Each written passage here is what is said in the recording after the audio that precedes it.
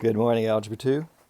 Today we get to look at the second part of section 16-1. In the first part, we dealt with problems involving the properties of logarithms, which are visible, or you can go back and review those. The rules are on page 784. But what I'd like to do today in this second video is take word problems and use them and make them into logarithmic models and apply the use of the properties of logarithms, and we can find out how to do these problems. Okay, so these are nice problems to work out. The very beginning part of this section, they go into a little bit more detail, and what I'll do is I'll do some examples where it won't be as much detail. It'll be a lot quicker. Okay? Well, I don't know if it's going to be a lot quicker, but it'll just take and condense what the examples are. The examples I give you, they go ahead and simplify it a little bit further. Okay, so again, you're going to be on page 787 today, and example 2a, they've already worked out a problem, and what I want to do is go on to do part B and do a few other examples. All right, so look at here, we have a problem on, they give us the population of the United States in 2012 was 313.9 million.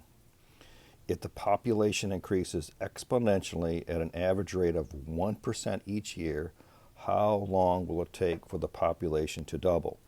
Now again, we have done these type of problems in previous chapters when we dealt with exponential growth or exponential decay formulas.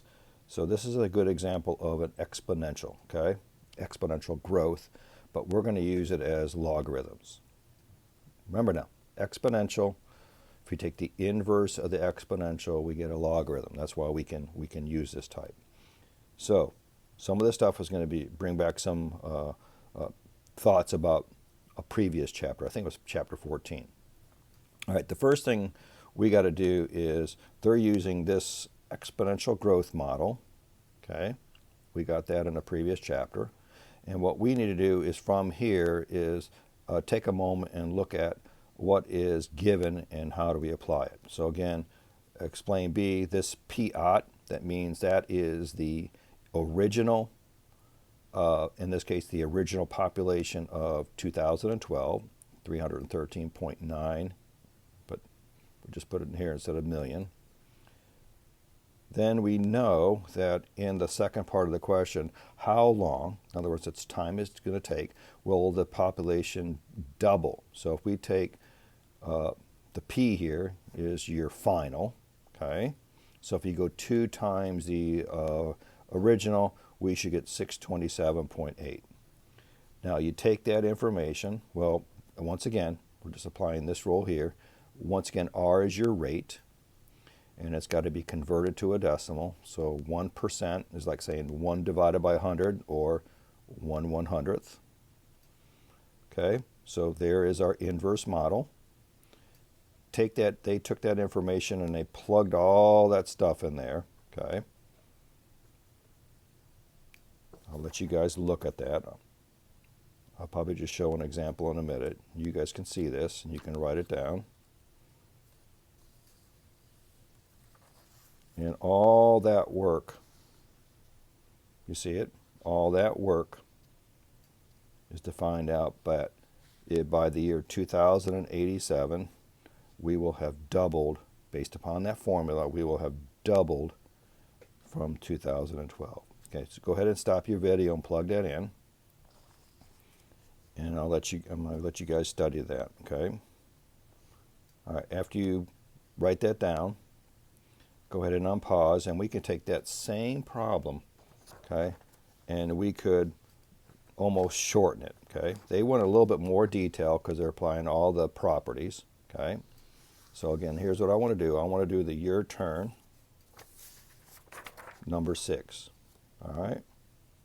Now this will probably help you out a little bit more with the homework. We have a bank account, earns 6% annual interest, That means interest once a year, compounded annually. So in other words, they take the interest after 1 year and they add it to your whatever your principal is. The balance B of the account after T years is given by this equation. Now, a lot of our word problems, they're going to give you the equation. They give us. This right here is what you're going to working with, okay? You'll see in a moment. B naught is the starting balance. If the account starts with a balance of $250, that means B naught starts off with $250. How long will it take, in other words, the time, it will take to triple this balance of this account? So how long would it take with this 6% interest to triple to $750? So what I'm going to do next is show you all the givens. B naught is 250. That's our initial beginning balance, $250. We know that our triple the balance is going to be 3 times that. So we take that information and we plug that. I'll just show you everything. They plug all that information into that formula. So B equals B naught times 1.06 to the T. So our whole goal is to solve for T. All right, so we already have our given. So B is 750. B naught is 250. All right, the next thing they did is they took 750 and divided by 250. Remember now, we're trying to solve for T. And to get the T by itself, we got to get rid of a lot of information. So we have to get rid of the 250. So we have to do division. So we know that 750 divided by 250, we know is going to be 3. I don't know why I'm using a calculator. You with me so far? All right, now this is something that we can do now, okay? This is using our properties. So solve for T, ready? To get rid of this T, to get this T by itself, I've got to get rid of this base of 1.06. So to get rid of this base of 1.06, I have to take the right-hand side and do a log of base 1.06 to that, okay? And since I did a log of 1.06 to the right side, we have to do the log of base 1.06 to the left side, okay? Now the next thing they did is I skipped a step, but that's okay. It's no big deal. What we can do next is just give you guys an idea. What they did next, which I didn't show you, is they took the T over here, which I could probably show you here. There's a missing spot here. I'm so sorry about that. Log base of 1.06 of 3 equals T times the log base of 1.06 of 1.06. Now the reason I didn't show that, I'm sorry about that. This part right here, once again, is 1. We did that in the last chapter. So T times 1 is T. You with me? So all we got to do now is here is we can go ahead and find out what the log base 3 of 1.06 is. We can do it one of two ways, okay? We can go ahead and use the math feature on our calculator if you have that, okay? So we have a log base of 1.06 of 3, and we get 18.85. Now you can also use your change of base formulas if you like. You guys with me? I'm going to show that one. I'm going to write that down in a second. All right, so log of base 3. Let's see. Mercy. I'm not doing very well here. I'm not thinking my bifocals are giving me fits. So what we can do here in this part right here, let me just do this in red. We can take this part right here. If you don't have that log feature on your calculator, we can go ahead and do the change of base. You guys remember that? So we can go log of 3 divided by the log of 1.06. You can do that.